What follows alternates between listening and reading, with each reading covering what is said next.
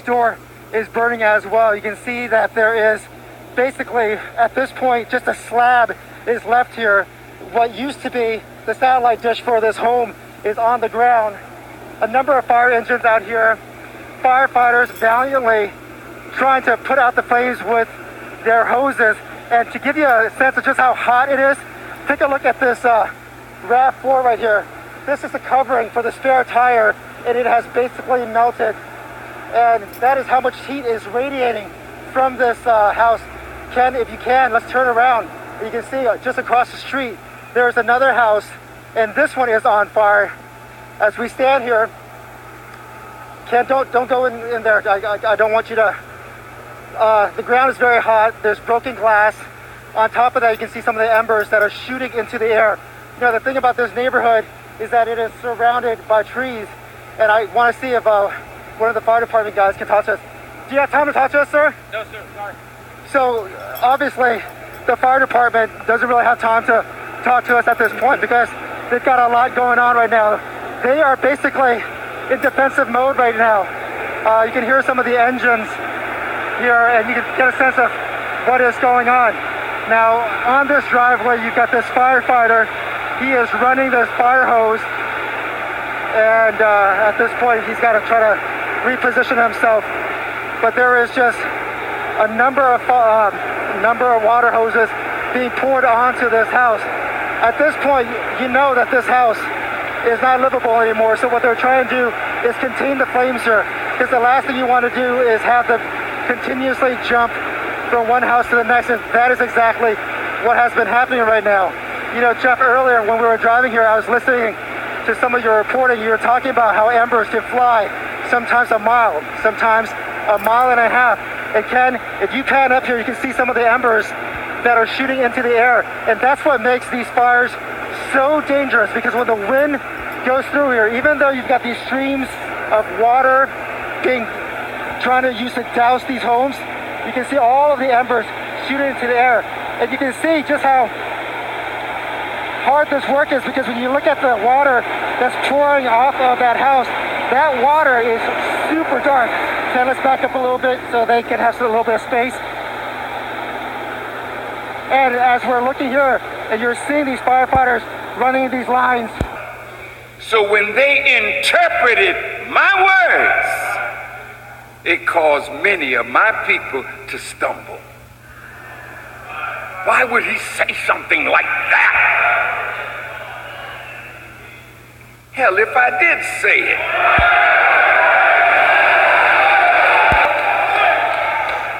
How's the foundation of your house? Some termite is eating at you.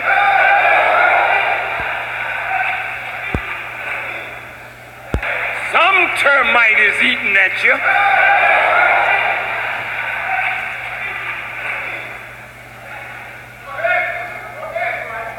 But I didn't say it.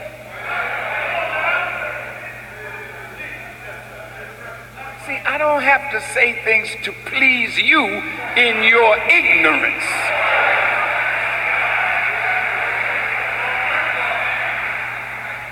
If I said it, you should have said damn right.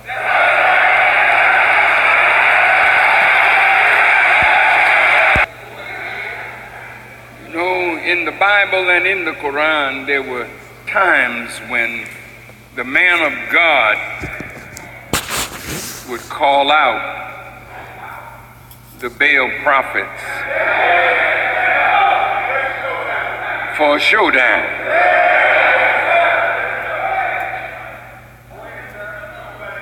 I mean, God's a man.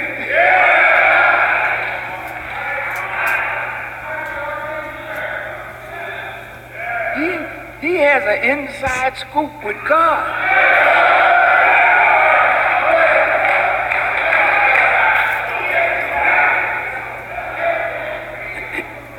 Told the false prophets, hey, put some wood on the altar there. I want you to call on your God and bring down fire from heaven. Just a little showdown.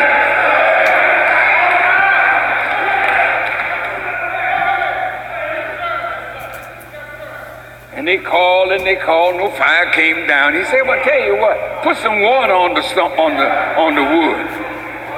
Get some more water and put it on the wood.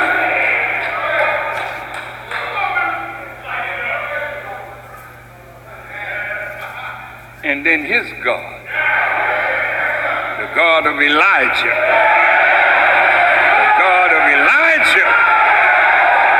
sent down fire from heaven.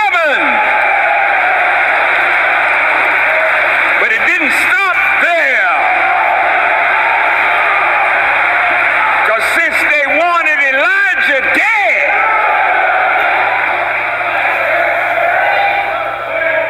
when they couldn't bring the fire down from heaven, he told his disciples, take them down by the river and kill them all.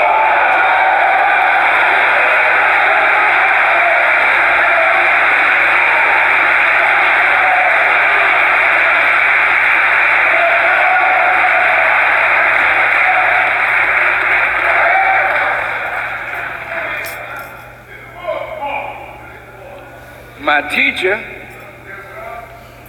on June the 11th, 1972, in the Theology of Time lecture series, he said, quote,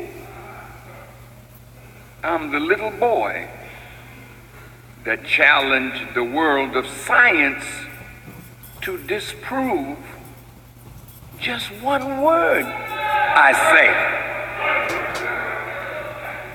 I'm going to say that one more time.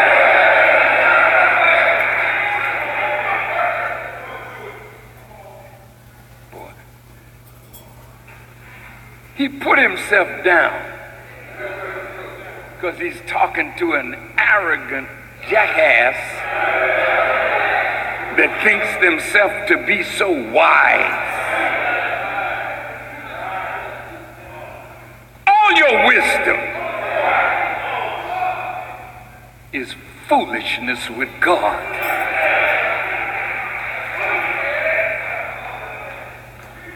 He said, I'm the little boy. He didn't say that challenge the dope pusher, challenge my little sister on the corner who's prostituting. He said, I'm the little boy that challenged the world of science to disprove just one word I say. And if you're able to condemn me as being false on one word that I teach here, I will give you $10,000 out of my brother's vest pocket, and then I'll pay with my life for lying to you.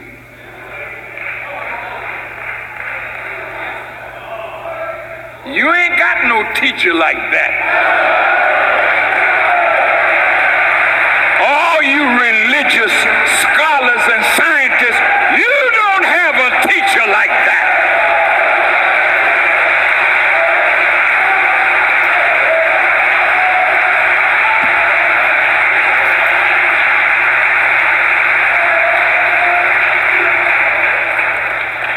He said we must not lie in this day.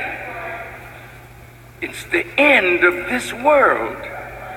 So since they have been the master liar, we must not become any minor liars in it.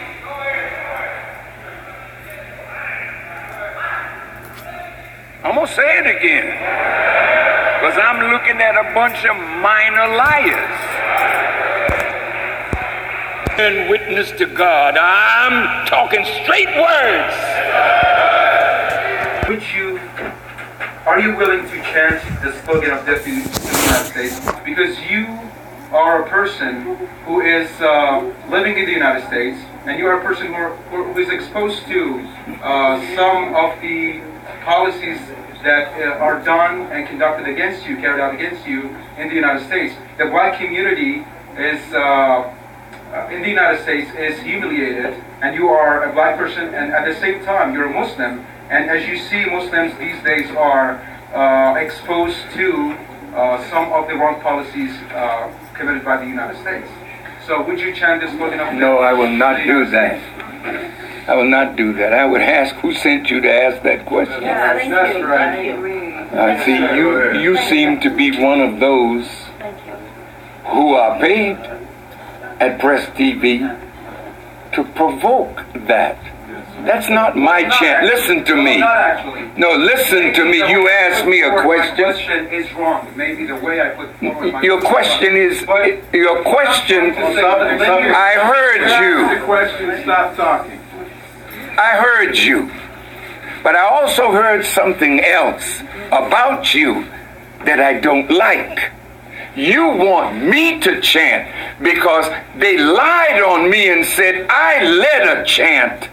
I know that chant came from the people of Iran. And this sanction is what's hurting the people of Iran. They have a right to chant it. But I am not a chanter. I am a worker for God. And the truth will undo falsehood, and the righteous will win against the wicked. Not with a chant, but with actual words and deeds.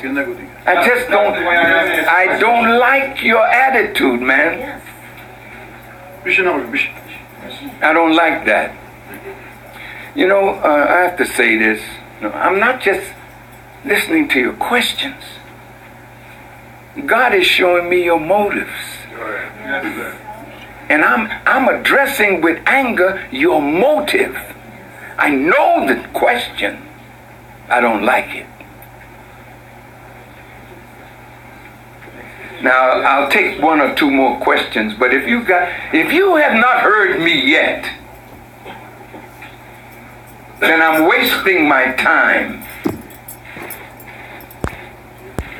Is there another question?